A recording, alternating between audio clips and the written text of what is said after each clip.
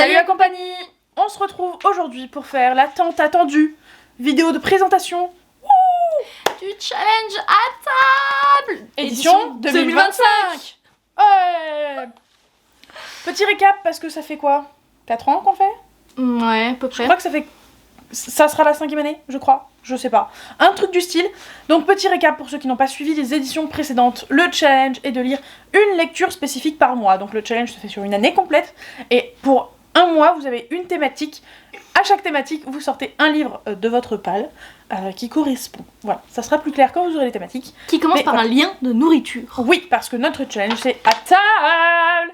Avec 5A. C'est très précis, 5A, ok. Et donc, les années précédentes, on a fait avec des plats de partout dans le monde, on a fait avec des plats de francophonie. Eh bien, j'ai encore plus été loin cette fois-ci, parce que oui, concrètement, Laurine corrige. Elle donne son avis après quand c'est fait. Mais elle aide pas, parce que ça la saoule un peu, et moi ça me fait rire, alors pourquoi pas. Parce que si ça avait été moi, on aurait arrêté. Oui, si ça avait tenu qu'à elle, on aurait arrêté. C'est à moi que vous devez la suite de ce challenge. Et ça a été réclamé. D'ailleurs, il faut qu'on réponde à la personne qui a mis des commentaires sur l'édition 2024. C'est adorable et ça me fait très plaisir. J'ai mis Généto aussi. Oui. Mais ça fait très très plaisir de voir que vous voulez la faire vraiment ardemment, cette édition 2025. Pareil pour toutes les personnes qui nous identifient chaque mois. C'est trop gentil, merci. Donc petit feat avec ma pote Mylène, dont je vous parle régulièrement, notamment parce qu'elle a une de mes séries de livres depuis au moins 2019, qu'elle ne m'a toujours pas rendue. Mais ça fait partie de ses objectifs de l'année, de les lire. Va-t-elle s'y tenir? J'y crois bof, mais c'est pas grave. Donc feat Mylène, nous avons conçu le challenge à table de cette année, avec pour idée cette fois-ci, non pas des plats spécifiques, parce qu'au bout d'un moment, ça y va du risotto aux champignons et de je ne sais quelle paella, mais cette année, on part sur les types de restaurants. Voilà. C'était l'idée du jour, je vous en fais profiter, braves gens. Donc allons-y parce que cette intro est déjà beaucoup trop longue. Au mois de janvier, s'il vous plaît, le brunch. Alors c'est pas vraiment un type de resto, mais il y a des restos qui font beaucoup de brunch, donc bref, vous avez l'idée. Brunch, et du coup, un mélange de deux genres, parce que le sucré salé, le brunch, le sucré salé, tu vois. J'ai capté. Laurine, en fait, elle a vu ça, mais il n'y a pas forcément le lien entre les différents trucs. Après, j'ai deviné pour la plupart. Je pense que la plupart, ça se devine, mais il y a des fois, t'as dû te dire. Mmh. Voilà. Donc, nous t'écoutons, un mélange entre deux genres, qu'as-tu pris? Eh ben, un mélange de deux genres, romantaisie. Ouais, moi aussi j'ai fait la simplicité. C'était évident. J'ai choisi Powerless de Lauren Roberts, le tome 1 chez Olympe, qu'on a vu en long, en large, en travers sur la Boucousphère. Pas ici, parce que tu ne l'as pas et que moi je l'ai montré encore nulle part, à part sur Instagram. Je sais juste que c'est une romantaisie, que lui c'est un chasseur, elle la proie et que du coup ils sont faits l'un pour l'autre. Et je sais que c'est normalement incroyable, mais que c'est aussi du plagiat de Shatter Me et Hunger Games. Ah. Et Red... lui aussi ça l'a choqué, regarde-le. Et de Red Queen. C'est un plagiat de Red Queen, Hunger Games et Shatter Me, même dans les dialogues, genre copiés, presque collés. Donc oui, c'est sûr, si c'est copié de 3 grands succès, ça devrait plaire à tout le monde, mais c'est du plagiat. Donc j'ai hâte de voir à quel point c'en est ou ce n'en est pas. Sachant que moi, la seule personne que j'ai vu faire un retour dessus, parce que bah, je suis quand même plutôt détachée des réseaux sociaux, des gens qui suivent les modes de livres, je sais pas si vous voyez ce que je veux dire, mais bref. La seule personne, enfin, je vais pas la nommer parce que je vais pas super bien parler d'elle, mais elle était pas très très maligne parce qu'elle était en mode oui, ça m'a pas plu parce que c'était une romantaisie. Ouais, ça m'a pas plu parce que c'était une romantaisie avec autant de romance que de fantaisie. J'étais en mode oui, c'est le concept de la romantaisie. Et en gros, elle était en train d'expliquer toute seule que comme c'est la mode les romantaisies, souvent c'est étiqueté romantaisie, alors que au final, en fait, il y a beaucoup moins de romance que c'est pas censé avoir de fantaisie. Plus de romance que de fantaisie forcément. Non mais en gros, elle disait que quand il y a l'intitulé romantaisie, c'est pas forcément autant l'un que l'autre, et que souvent en fait, il y a pas tant de romance que ça, et du coup, elle aime bien. Je suis en mode bah oui, mais enfin là, bon, c'était ta faute, fallait pas se diriger vers ce livre-là. Voilà. Moi je n'en sais rien d'autre, mais je sais que par exemple que Bérénice, donc mon ancienne collègue chez Addictive, veut absolument que je le lise parce qu'elle veut pouvoir partager son avis parce qu'elle a trouvé que c'était un gros plagiat elle aussi et que du coup elle veut qu'on en parle. Voilà. Je sais que c'est trop tard pour l'intro, mais je te pose la question. Est-ce qu'on part dans une optique qu'on va vraiment on va vraiment respecter ou comme d'habitude c'est des exemples pour vous donner de l'inspiration? C'est des exemples, clairement, il y a des choses que je lirai bien avant qui sont genre en décembre, alors que je vais les lire en janvier, des choses comme ça. Moi franchement, ça pourrait être ça. je vous dis pas que ça sera, mais je me dis pourquoi pas essayer au moins pour les premiers mois, parce que vraiment les premiers que j'ai mis dans ma pile, je me dis ça colle bien, pourquoi pas, enfin c'est... Voilà, donc ça pourrait aller. Moi je pense pas. Non mais c'est très bien, c'est pour ça que je pose la question. C'est bien. Je commence donc avec Broken Bones, donc le tome 1 des Liens du Destin de Djibri aux éditions Corrigan. Ce serait bien que tu le lises en effet. Ouais, hein, Ouais. que j'ai dans ma page depuis sa sortie. J'en sais franchement pas grand chose, mis à part qu'il y a un harem inversé, que c'est une romantaisie, du coup c'est pour ça que je l'ai mis là. Et que dans le premier tome il y a une histoire de fuite. Voilà.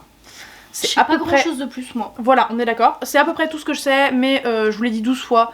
Il y a 2 personnes qui ont des avis souvent opposés, qui ont toutes les deux kiffé, donc j'ai hâte de m'y mettre parce que je pense que ça me plaira.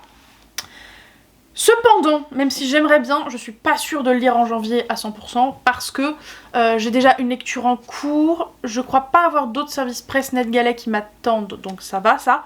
Mais avec une pote slash collègue, on s'est dit, viens, cette année c'est l'année de Keleana, on se les lit tous dans l'année. Et du coup on a dit un par mois. Donc, tu les as jamais lus toi? Si, j'ai lu les 2 premiers, et du coup bah forcément comme elle commence du début, je vais me refaire les 2 premiers, comme ça je me mets dedans. Et donc bah on est censé commencer en janvier, donc sachant que ça me hype qu'à moitié parce que c'est surtout pour la suite que je veux savoir, et que ça, si je les lis, je les enchaîne tous. Je sais pas dans quelle mesure j'aurai le temps de lire et Keleana Et t'en as combien dans et ta ma palle lecture de en cours Keleana? et ça. Ah non mais je vais les prendre en numérique, donc il y a pas de Oui. question dans ma palle. Mais par contre on est Donc censé ça en lire vide pas un ta par palle. mois. Ouais. Non, ça vide pas ma palle. Mais on est censé en lire un par mois, donc dans tous les cas je lis que le premier de Keleana. Ok. Mais bref, je ne sais pas dans quelle mesure ce sera effectivement lu en janvier, mais je peux vous garantir qu'il ne me fait pas moins envie qu'à l'époque où Ça je l'ai acheté. fait un siècle et demi. Mais ça fait un siècle et demi. Février, le fast food, qui se lira rapidement. Hein. Tout est dans le titre, fast food. Enfin voilà. Je crois que les livres que je lis les plus vite, c'est les Hugo Poche. C'est très spécifique. Ouais, c'est fou, Mais je je suis lis d'accord. presque rien aussi rapidement que les Hugo Poche. Ça se déboîte. Donc, Nos rêves en parallèle d'El Sevno chez Hugo Poche. C'est Clémentine qui me l'a recommandé, qui m'a donné envie de le lire. Oui. Est-ce que tu as envie de le faire rapidement, le Un résumé? petit pitch rapidos. Ouais. En fait, sur les romans, j'ai pas envie de faire des pitchs, j'ai envie de faire des tropes, juste comme ça, Donne-nous les balancer. tropes.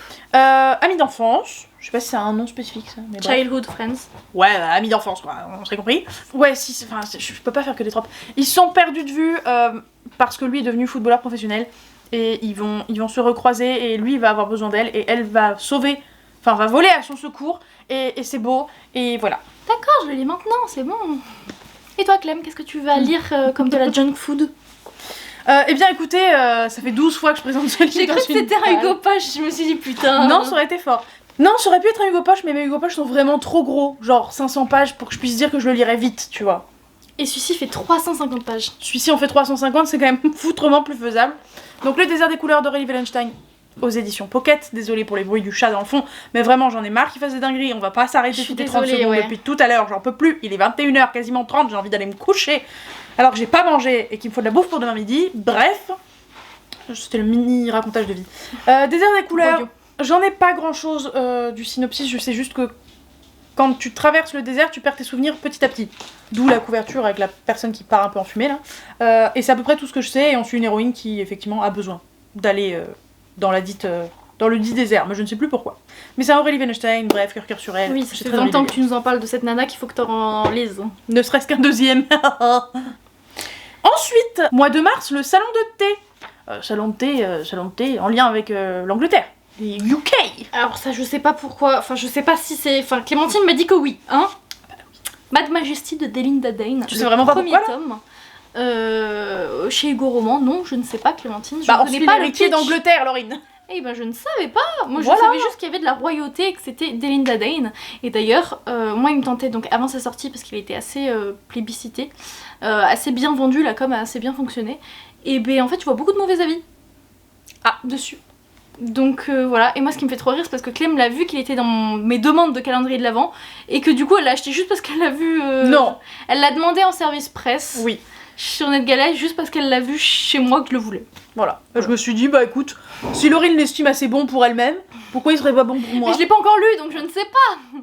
Mais ça m'a fait rire que tu me crois Oui, bah, à ce point-là. Écoute, en tout cas, il s'avère que c'est pas la romance du siècle, mais c'est une petite romance sympa et moi j'ai hâte de voir la suite parce que ça nous tease le couple d'après. Moi je suis en je veux vraiment voir ce couple, moi.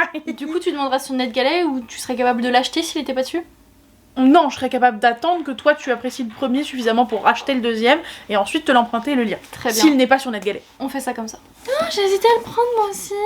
De base, je l'avais mis pour le mélange de deux genres, et après, quand je me suis retrouvée un peu bloquée devant l'Angleterre, parce que j'avais la flemme de regarder quel auteur était anglais, parce que ça marche aussi hein, comme truc. Hein. Vraiment, faut que c'est un lien de proche, de loin, enfin, tant qu'il y a un lien, on est bon. Je peux te dire quelque chose? Parce que c'est vrai que de base, la première fois qu'on a créé ce challenge, c'était pour vider les pales.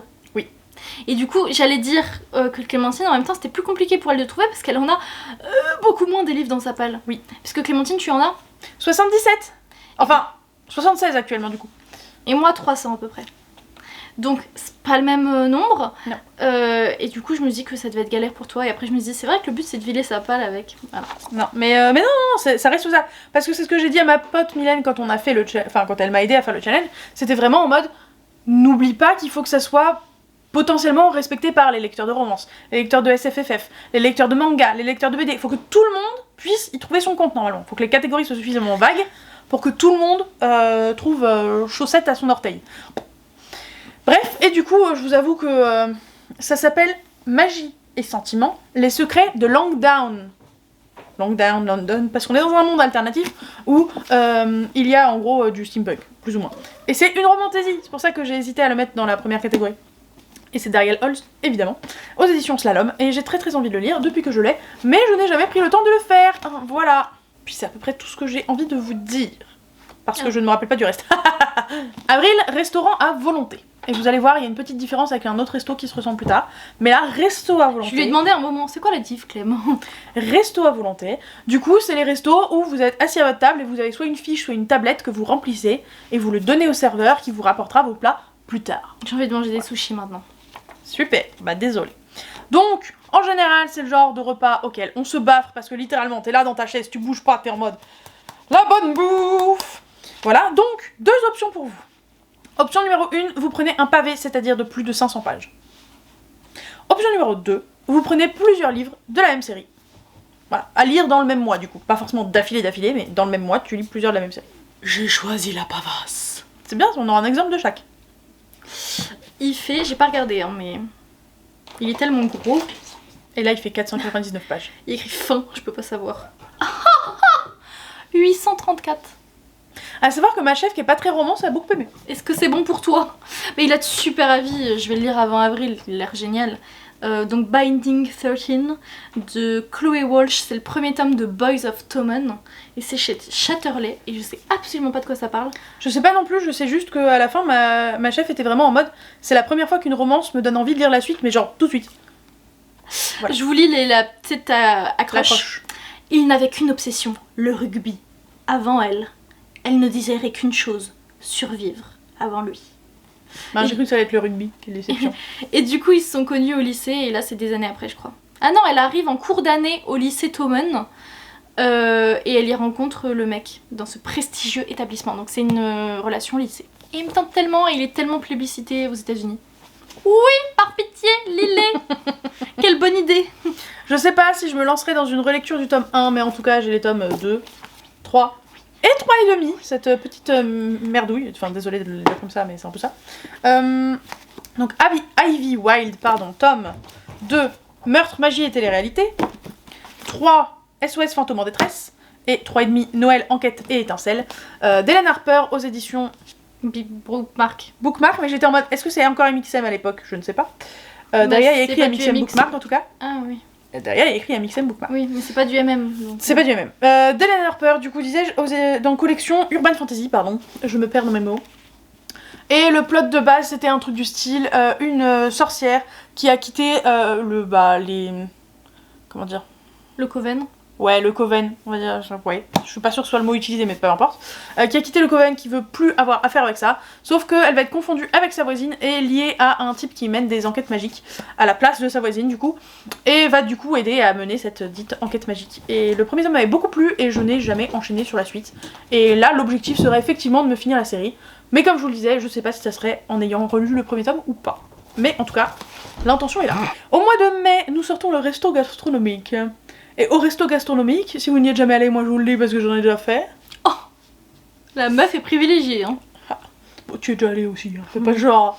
Le même. Bah en gros, c'est plein de repas, enfin plein de plats, mais tout petits. Genre les portions sont toutes petites mais vous en avez plein. Et du coup je veux... plus c'est cher, plus tu finis en ayant faim. Non, c'est pas vrai. Et donc, eh bien, je veux des petits chapitres, voilà. Donc, ne vous embêtez pas à compter, prenez juste le nombre de pages, le nombre de chapitres. Si la division fait que on est en dessous de 10, on est bon. Si vous avez plus de 10, une moyenne de 10 pages par chapitre, ça fait trop. Moi j'ai pas fait comme ça, moi j'ai regardé les 2 premiers chapitres, j'ai évalué lequel je pensais aurait des courts chapitres. J'ai regardé vite fait les premiers chapitres en regardant s'il en faisait moins de 10, et c'était bon à vue d'œil. Donc, Tous nos lendemains de Lily Blabla aux éditions Hugo Roman, encore finalement. C'est un spin-off du Soleil de minuit, c'est les meilleurs amis. Pas ça. C'est les meilleurs amis du mec. Et si tu lis le Soleil de minuit, tu sais comment ça finit. Et c'est un truc où tu chiales. Voilà. Pourquoi t'aimes trop chialer comme ça, toi? C'est une des romances qui me fait le plus envie en ce moment parce que ça fait très longtemps qu'il est dans ma palle et j'avais adoré la plume de Lily Blabla dans le Soleil de minuit, c'était incroyable. Puis cette femme est incroyable. Donc j'avais super envie de le lire et je me suis dit que c'était le moment. Donc... Alors, c'est une grosse pavasse, mais théoriquement parlant, la moyenne se tient, sauf que c'est un peu compliqué de calculer ça, parce que c'est un livre dont on est le héros. C'est un peu bizarre, ouais, ton truc. Hein. Donc c'est un peu chelou, mais écoutez, il fait 670 pages pour 160 chapitres. Je pense que les maths sont bons, hein. Massing, comme diraient d'autres. Donc Reine de l'Ouest de H. Lenoir aux éditions Sarbacane. Je sais juste que c'est un western dont on est l'héroïne. Donc, mis à part ça, j'ai pas grand chose de plus à vous en dire. C'est cringe. Il y a juste la patte du chat qui dépasse, qui grappe le trépied comme ça là. Mon qui Dieu. dépasse du canapé. Oui, qui dépasse du canapé. Donc je ne vois que la patte. Enfin, je ne voyais, il est reparti. Que la patte du chat. Bref, donc, des tout petits chapitres. Et en plus, techniquement parlant, je ne lirai pas tous les chapitres. Donc, c'est de la let's go. triche. Non, c'est pas de la triche. Au mois de juin, on va aller bouffer au bar. Parce qu'on a tous déjà mangé dans un bar, notamment dans mes années lycée. Je ne sais pas si c'est le cas de tout le monde, mais en tout cas, moi, c'était mon cas. À la brasserie, vous savez, aux États-Unis, on a l'impression qu'ils mangent souvent au bar. Oui, c'est vrai. Et du coup, c'est la seule catégorie que Laurine m'a fait changer, parce que ce que j'avais mis était pas dingo et ressemblait un peu à une autre. Donc, Laurine m'a fait changer en Found Family. Je sais plus si t'as mis d'autres trucs que Found Family. Je crois pas, non, mais c'est parce qu'ils vont au bar avec leurs amis d'habitude. Du coup, il faut un Found Family. Oui. Et du coup, moi j'ai mis un Found Family. Oh, hey.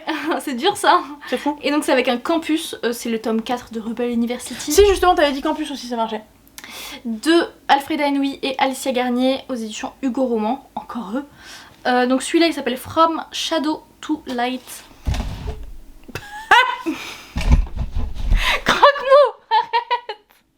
Bon bah du coup la vidéo il y aura plus que moi maintenant. Regarde-le écrasé comme une crêpe. Il sort juste la tête. Bon alors juste pour vous expliquer ce changement de cadrage. Ah bah vas-y hein, rectifie, y a pas de souci hein. Pour du coup la justification, monsieur a tiré sur le tapis sur lequel il y avait la caméra et le cadrage. Ouais, là c'est plutôt correct. C'est mieux. Jusqu'à ce que le chat rechange le cadrage. Hein. Du coup, tome 4, je sais plus quel couple c'est. J'ai déjà lu les 3 premiers tomes. Vite, dépêchons-nous. On va se faire attaquer encore. Donc dernier tome, Campus, Friends to Lovers, pas du tout. Found Family. Voilà, je sais plus que c'est. On est confuse. J'ai vérifié avec Laurine qu'elle m'accordait le Found Family pour Gardien des Cités Perdues. Tome 6 Nocturna, je ne sais pas. De Shannon Messenger, donc là je l'ai aux éditions PKJ. J'ai l'impression que ça fait longtemps qu'on leur a pas fait le synopsis, alors je vous fais une fleur, je vous le refais. Hein. Et c'est le résumé, c'est pas le synopsis. Ouais. J'en suis certaine. J'irai vérifier. Et j'ai toujours dit l'inverse à cause de toi. J'irai vérifier les infos. Bref, je l'ai mis là, j'avoue que c'est probablement, je suis désolée Laurine, celui qui a le moins de chances d'être respecté. Je sais. Parce que tu vas le lire avant ? Non. Oh parce que comme tu le sais, je voudrais les enchaîner. Et je peux pas les enchaîner s'ils sont pas tous sortis. Et clairement, étant donné que le 9,5 vient de sortir, le 10 sera pas sorti d'ici au mois de juin. Voilà. Non, mais t'arriveras pas à tout lire d'un coup de toute façon. Watch me. Bon, peut-être pas, sachant qu'il fait... Presque 800 pages. Ouais, 760 pages. Bon, peut-être pas. Et que c'est le tome 6. Et qu'il y en aura... sur... Il y en a au moins 5 en plus, il y a le tome 8,5, il y a le tome 9,5... 7, donc ça on a dit 6, donc 7, 8, 8,5, 9, 9,5. Il manque effectivement 5 tomes après celui-là, si on compte que ceux qui sont sortis à l'heure où on vous parle. Donc bon. Autant vous dire, pas dit effectivement. Donc peut-être que je le Je sais plus, lirai. c'est 9, Peut-être. 9 et demi qui est sorti. C'est 9 et demi qui vient de sortir. 9, ah oui, 9 et demi. Non, non, je sais, je l'ai en magasin, je le sais. Bref, donc peut-être, mais j'y crois pas trop de ouf vu l'épaisseur qu'il fait, sachant que je rappelle, là on est qu'au mois de juin, donc ça veut dire que j'ai encore des tomes enfin un tome de Kéléana à lire à la fois, et ils sont de plus en plus gros. Oui, Donc, c'est vrai. bon, pas dit. L'un des restos les plus what the fuck ici, le resto à Rail. Et vous allez me dire, mais what the fuck. Si vous êtes déjà allé genre dans des parcs d'attractions et tout, parfois il y a ça. Il y a 2-3 parcs d'attractions qui l'ont, notamment Europa Park, c'était les premiers, Cœur, on les aime fort. Où en gros vos propres plats sont sur des rails et font des loopings et des zigouigouis pour vous rejoindre.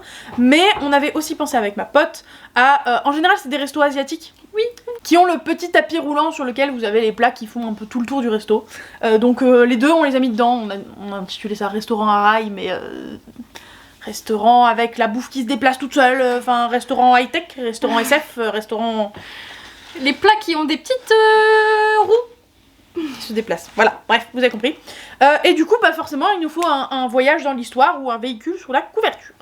Moi j'ai choisi un livre que je pense d'ailleurs te donner parce que il t'intéressait plus que moi.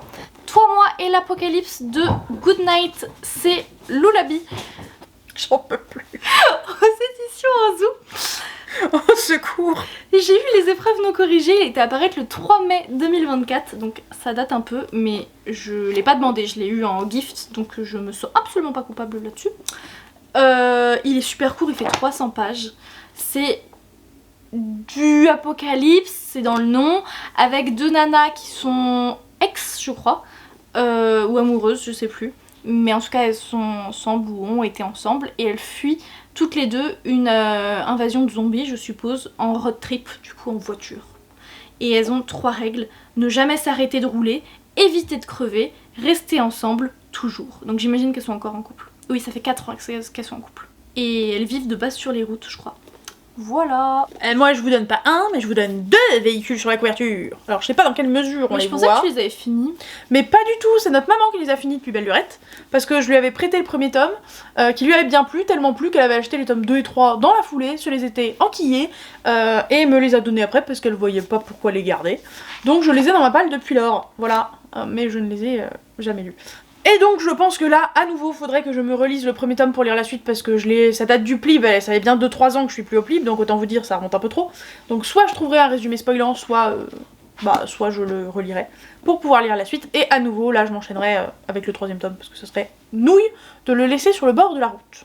Je me rappelle juste que c'est du steampunk et qu'il y a un dirigeable, voilà. Donc il y a une histoire de voyage et il y a clairement des véhicules sur la couverture. Août, le boui-boui. Le petit boui-boui dans lequel vous allez, qui est au bord de la route, là, qui paye pas de mine, mais qui au final, franchement, en fait, il claque. Et du coup, auteurice peu connue. Voilà, un auteur ou une autrice peu connue. Moi je connaissais pas, si je connais pas, c'est que la personne n'est pas connue. Ah ok. C'est quelqu'un de très connu? Pas forcément très connu, mais c'est le livre où tout à l'heure j'étais en mode « Ah, t'as un livre de lui, toi !» Ah bon bah je connais absolument pas la personne, donc moi j'ai pris. La famille Croque-Mort de Chuck Wendig aux éditions Albin Michel Jeunesse. Je sais même plus de quoi ça parle. Je vais vous lire la 4e parce qu'il y en a qui ont dit que ça les dérangeait pas dans ma vidéo book haul. Au décès de son père, Molly, 13 ans, décide de frapper à la porte de son frère, Dustin, afin de réclamer une part de son héritage. Fallait se réveiller avant, ma petite dame. Seulement, le jeune homme n'avait aucune idée de l'existence de cette sœur cachée, et encore moins qu'il allait devoir partager l'entreprise familiale, un étrange tu peux le dire pour moi ? Funérarium. Merci. Avec elle. En plus de devoir supporter la mauvaise volonté de Dustin, Molly a le sentiment grandissant que quelque chose ici ne tourne pas rond. Une porte derrière une porte, un cadenas avec d'étranges symboles, et cette voix qui lui conseille d'aller dans la forêt. Mystérieux. Voilà, j'ai juste pris parce que c'était un service presse qu'il était devant moi et que je connaissais pas l'auteur. Il fait 400 pages. Très bien. Et donc, il s'avère que moi je le connais pour les Somnambules. Je crois que c'est aux éditions Sonatine. Mais je dis peut-être une dinguerie. C'est quoi les éditions? J'ai pas compris. Sonatine. Mais c'est de la littérature adulte, donc je ne suis pas surprise une seule seconde que Laurine n'en ait pas du tout entendu parler. Ni en jeunesse d'ailleurs. En vrai. Mais pour moi, il était un petit peu connu quand même. Oupsie, je me suis peut-être pas recherché ici. De toute façon, étant donné qu'elle a dit qu'elle le respecterait absolument pas, On s'en fiche. c'est c'est pas un drame. Bon écoutez, j'ai fait un terrible raccourci, peut-être un petit peu vilain, mais j'ai pris un livre auto-édité que l'autrice nous a elle-même proposé en service presse. Je pense pas que les gros auteurs d'auto-édition ou les gros auteurs tout court proposent et démarchent eux-mêmes les influenceuses, vous voyez. Donc, je vous présente Béret écarlate et le meurtre à l'orphelinat, tome 1, enfin, Béret écarlate, tome 1, et après c'était le titre du tome 1 que je vous ai donné, de Lyon Nati, du coup c'est de l'auto-édition, que l'autrice m'a envoyé. Et écoutez, je n'en sais point grand chose. Voilà, je peux vous dire juste qu'il fait. Il me semble pas l'avoir vu dans un book haul, lui. Si, je pense que si. Il fait 400 pages et bah, j'en sais pas grand chose de plus que juste le titre. Et qu'à l'époque, elle m'avait donné le résumé pour savoir si j'avais envie de le lire. Et je lui ai dit oui, par contre, je ne vous garantis pas du tout de le lire vite. Voilà. Et c'est l'histoire de Fabienne, qui est un génie de 17 ans qui possède un don rare, elle détecte les mensonges. Pourra-t-elle le démasquer? Je sais pas qui parce que j'ai pas lu le résumé, je voulais juste les accroches. Avant que d'autres morts ne tombent. Donc enquête, suspense, thriller. Septembre, bah c'est la rentrée, hein, du coup on retourne à la cantine. Et on a plein à leur boulot qui ont des cantines aussi, hein. En fait pas genre y a que les lycéens, les collégiens. Hein. Cantine, bah t'avais mieux dans ta palle, mais maintenant qu'il est là, autant le lire quoi. J'ai pris un livre, c'est un des plus anciens de ma palle, mais que je vous montre jamais. Sorcière malgré elle, le premier tome, L'héritière des Raven, de Méropée Malo chez Castlemore.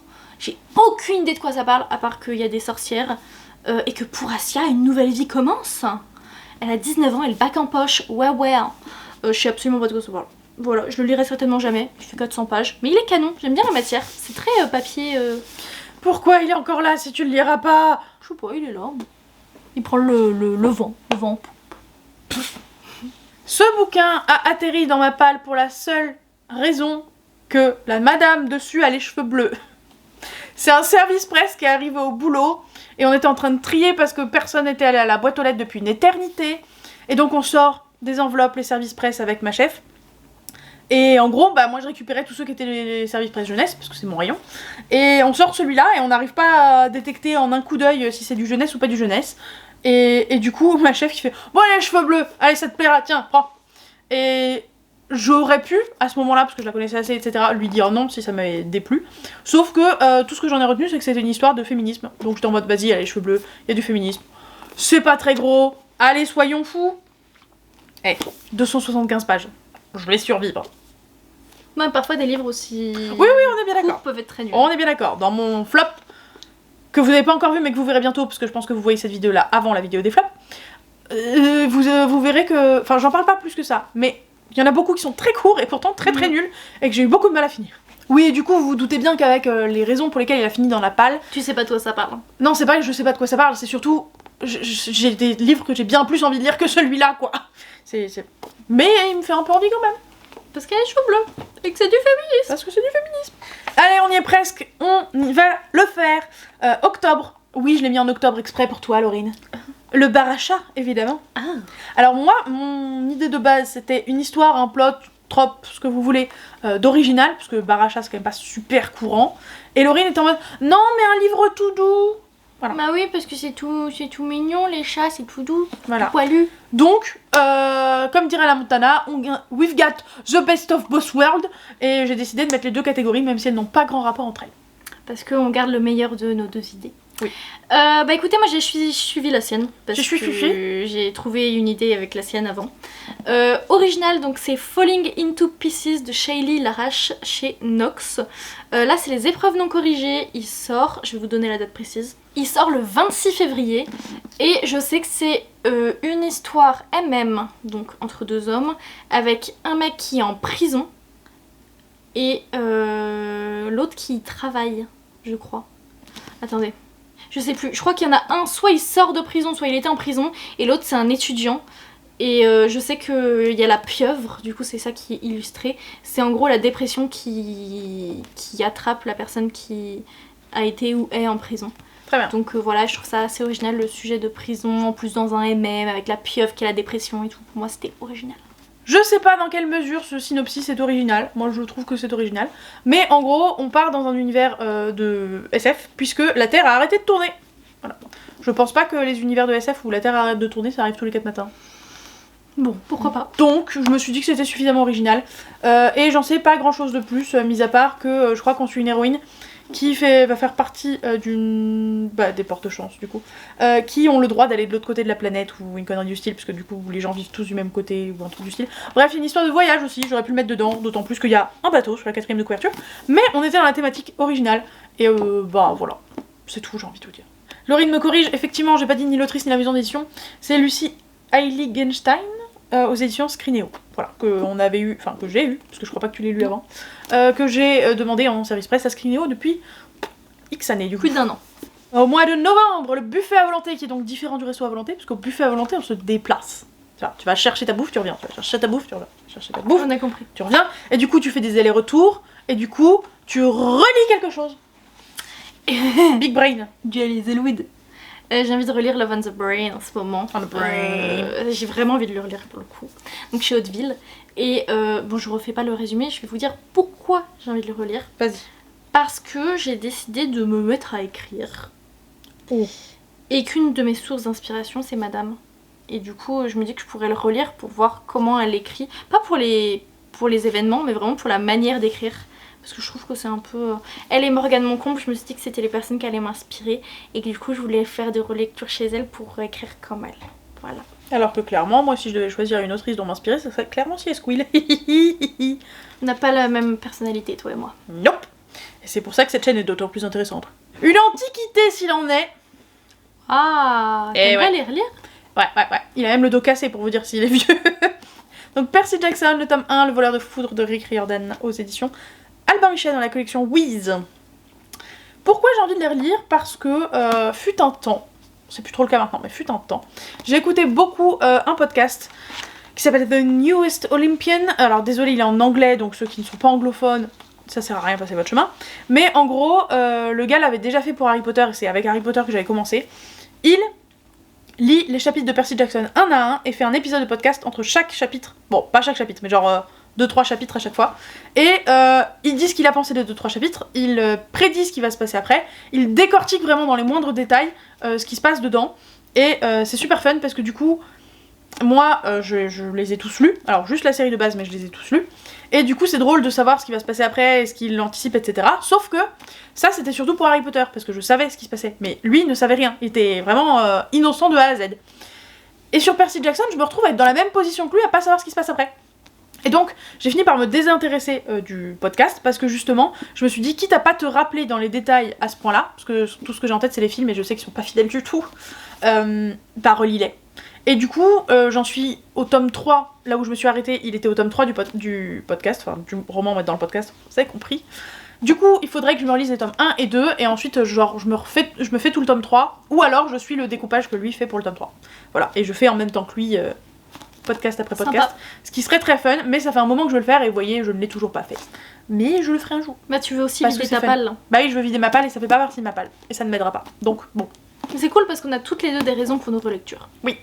Enfin! La dernière étape! La dernière étape qui est régulièrement ma dernière étape parce que c'est décembre, parce que c'est logique. Au final, est-ce que le meilleur resto ça serait pas chez papa-maman? Voilà, c'est le meilleur resto. Donc retour à la maison, ton genre de prédilection, voilà, tu le connais, il est là, tu l'aimes, tu y vas. Une romance. J'ai choisi Mile High, qui me fait super envie. C'est un premier tome, c'est de Liz Tomford aux éditions Chatterley. J'ai trop envie de le lire en ce moment. Je sais juste que c'est une romance entre une hôtesse de l'air et un joueur de hockey, je crois, super célèbre, et que du coup, il est tout le temps dans l'avion. Et du coup, bah voilà. C'est drôle. Je sais plus si c'est un avion privé ou pas, mais enfin bref, du coup, ils se retrouvent tout le temps ensemble.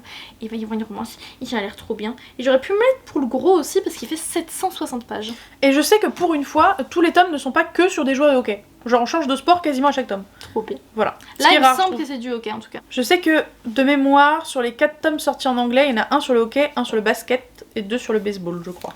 Et je sais que Aria Topez, oui, me le recommande tout le temps, l'autrice. Parce que c'est une de ses sagas préférées, donc elle veut tout le temps que je les lise, donc voilà. Donc je le lirai pas en décembre, sinon on va me tuer. T'aurais mis quoi pour moi en genre de prédilection? Jeunesse. C'est du young adulte, j'imagine, ça marche. Eh bien, écoutez, moi, je suis toujours avec mes premiers amours. Ah, t'as vu, jeter un œil. Toujours avec mes premiers amours de la SF. Même si j'en lis beaucoup moins et qu'il y en a beaucoup moins dans ma palle, donc ça a été beaucoup plus compliqué de trouver. Je sais pas s'il est mal imprimé ou si c'est fait exprès, mais c'est très bizarre. Ouais, ça arrive souvent. Hein. Bah, j'ai pas l'impression que moi ça m'arrive souvent que ça. Ah bah. Bref, Histoire secrète, donc de la faucheuse. J'avais lu, regardez, j'avais lu juste la première nouvelle, parce qu'en fait, au final, ce sont des nouvelles. Et je n'ai jamais poursuivi, pour je sais pas quelle raison. Ça devait pas être le bon moment. Et donc, voilà. J'aimerais finir cette série, enfin. D'ici décembre, ce sera le bon moment. D'autant plus que ce sont des nouvelles, donc il n'y a pas besoin d'avoir fraîchement en tête, j'imagine, la série de base. Juste le concept suffit. Et le concept de base, c'était une utopie, donc un monde futuriste, où malheureusement on a vaincu la mort, donc malheureusement, heureusement, voilà. Mais surpopulation, et du coup il existe les faucheurs et les faucheuses, qui sont les seules personnes aptes à te tuer éternellement, définitivement. Et on va suivre un héros et une héroïne qui vont être pris sous l'aile d'un faucheur qui va leur apprendre le métier et il ne pourra y avoir qu'un seul apprenti qui deviendra faucheur. Sauf que, contrairement à d'habitude où normalement les deux auraient voulu être faucheurs, au contraire, là, ni l'un ni l'autre ne veut le job. Et pourtant l'un de vous deux l'aura. Et c'est comme ça. C'est la vie. C'est la vie. Bref, j'adore Neil Shusterman. En tout cas, j'ai vraiment adoré cette série. Je suis pas sûre d'avoir lu. Si, j'ai lu Dry de lui, que j'ai beaucoup aimé aussi. Donc, j'ai très envie de le lire. Et je pense qu'il pourra attendre décembre sans trop de soucis. Alors, est-ce que vous avez envie de vous aussi faire les 12 catégories de ce challenge à table? Oui. On espère que ça vous a hypé, n'hésitez pas à nous dire tout ça en commentaire si vous avez des idées de ce que vous allez mettre ou pas. Peut-être pas nous faire les 12 catégories parce que c'est un peu long, mais nous dire si vous avez déjà des envies, s'il y a des catégories qui vous hype plus que d'autres, ce que vous pensez de cette année, si vous avez hâte de le faire, si vous pensez ne pas réussir à le faire, dites-nous tout. Oui. Et puis n'hésitez pas à nous identifier tout au long de l'année. Et en emoji, je vous suggère, je crois qu'il y a, mais j'ai un doute, de mettre des couverts et des assiettes. En mode, on est prêt à bouffer. Voilà. Et sur ce, mettez un petit pouce en l'air. Et un commentaire. Et on vous dit à bientôt. Ciao.